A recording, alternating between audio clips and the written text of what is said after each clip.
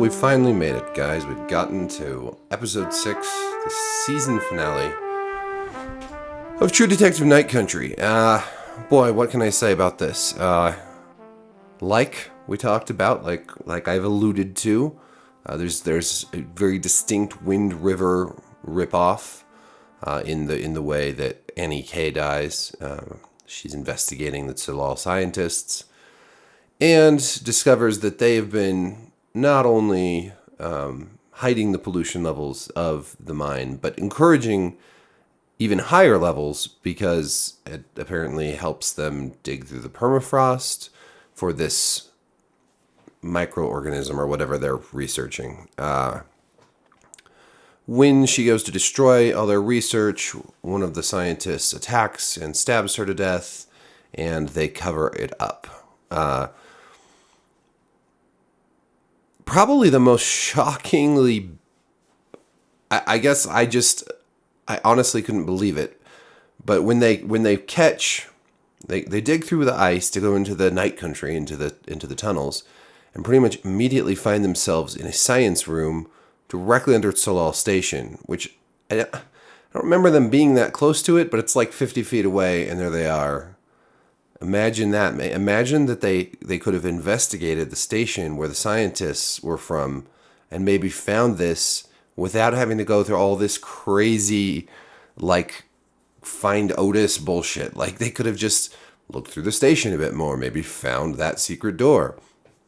But anyways, they catch Raymond Clark, the guy that, he's the one that says, she's awake, and it's all cryptic and shit. And we know that he is, or it seems that he had a relationship with Annie. So, of course, they, instead of talking with him and being like, hey, buddy, what happened? They take the recording of her screaming and, being murdered. They tape it to his head, to his ears, so he has to sit there listening to it as he, moans and cries. And they, go hang out in the station and make hot cocoa and stuff. Because, that's the default as a cop. You should just go straight to torturing somebody who may or may not be a suspect, who may or may not be a witness. The fact is, they don't really know. And they don't bother to find out until after they've tortured him. And once they learn, they're almost going to kill him, except for then they're like, wait a minute, he could be a witness. It's pretty bad. It's pretty bad. This wasn't an established villain, who we knew had killed a bunch of children or something. And when they found him, they were just so pissed they had to do some horrible, violent thing to him. That you could almost empathize and understand that. But instead, they just don't know. They don't know what his role in all this is, but they still choose to just torture him right off the bat. And that's why I said in my spoiler-free review that I feel like these characters just go so far beyond the pale in becoming just the worst. I just found myself absolutely despising Danvers and Navarro by the end of this show. The funniest moment in the whole episode, however, was when they're talking with him and he busts out the line, "Time is a flat circle." Because, that's just something that people say randomly all over the world. I mean, it's like this show has all these little Easter eggs, to Tuttle and the spirals and all this. Although the spirals are just what they warn people about the ice. But throwing this one in, really, I don't know. I'm just waiting to see the reaction here and on Reddit and elsewhere. Will there be people that are... there will be. There'll be some people that are like, oh my God, he said the line. And I think there'll be a lot of people who are genuinely upset by this. Because you can't just take the line from the other show where it had its own... its own place within the philosophical framework of that show, and then just throw it into this one. That's not how you write new stories. Okay, it wouldn't be quite the same, but like, let's say in House of the Dragon, there was a confrontation between two characters, and one of them said, when you play the Game of Thrones, you win or you die. And, it's like, or when you play the House of the Dragon, I don't know. You can't just substitute Easter eggs or references and allusions for actual storytelling. Beyond this, we learned that the scientists killed Annie, and then the cleaning ladies, like most of whom are indigenous women, are the ones who went and killed the scientists. Well, they kidnapped them at gunpoint, drove them out into the ice, made them strip down, and then they froze to death. They tried to write this off kind of as like, well, the spirit of the ice killed them. But no, they wouldn't have died if they hadn't been rounded up and taken out to the ice like this. Why was it just women who killed them? Why wasn't it also the men? I think because girl power?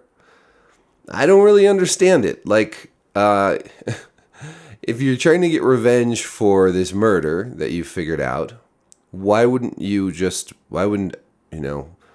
some of the men from the tribe come out there too? Not that the women can't do it themselves. I get it. They have guns and they got the element of surprise. But it just doesn't make sense. Like, you'd have... Just why? It doesn't make sense.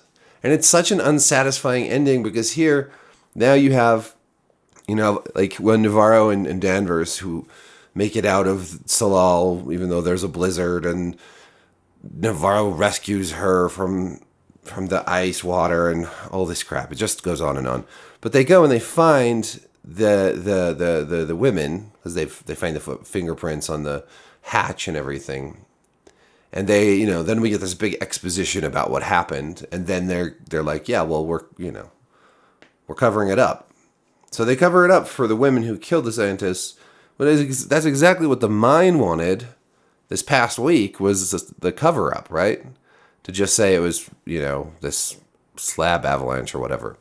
So in the end, everybody wants it covered up, and it is covered up. And Hank's death is covered up, and Rose, who's the most useless character in the whole show, although more likable than a lot of the other ones, helps Peter cover up, Hank's death.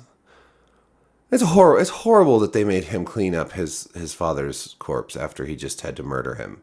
That was a horrible thing to make him do, as though there was this sense of urgency that they had to get out to those tunnels right then, or else. I still don't understand what was that sense of urgency exactly. Annie's case was years old, and they've barely been investigating the scientists who they were told was not foul play. So basically, I'm glossing over bits and pieces of this, but between the torture scene, between the weird pacing and urgency, and then and the time is a flat circle line, and all of the rest, I just don't see how anybody comes away from this finale thinking, oh yeah, that's what I wanted out of this show. I mean, it doesn't really do the supernatural.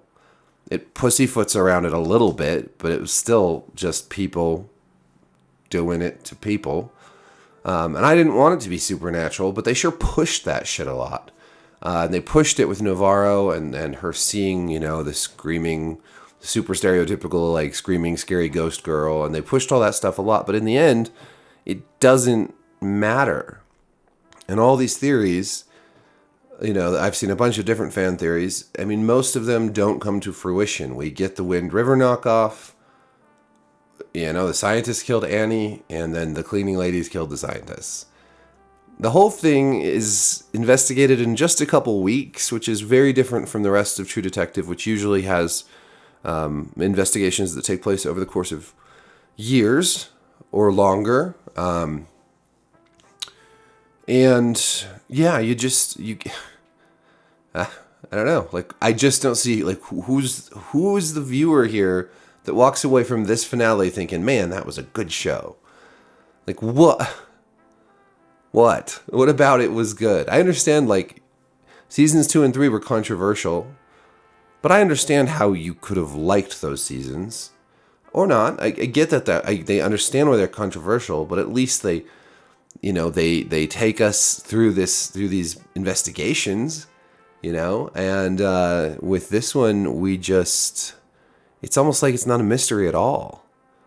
So, anyways, I may have more to say about it. I have been a little under the weather, so you'll have to forgive me. I'm a little low key right now. Let me know what you thought down in the comments. As always, thank you for watching. I'll link to my written review as well. And just remember that time is a flat circle, and if you put that in your show, you are a genius. And so me putting it in this video makes me a genius. That is some damn fine writing right there. All right. Peace.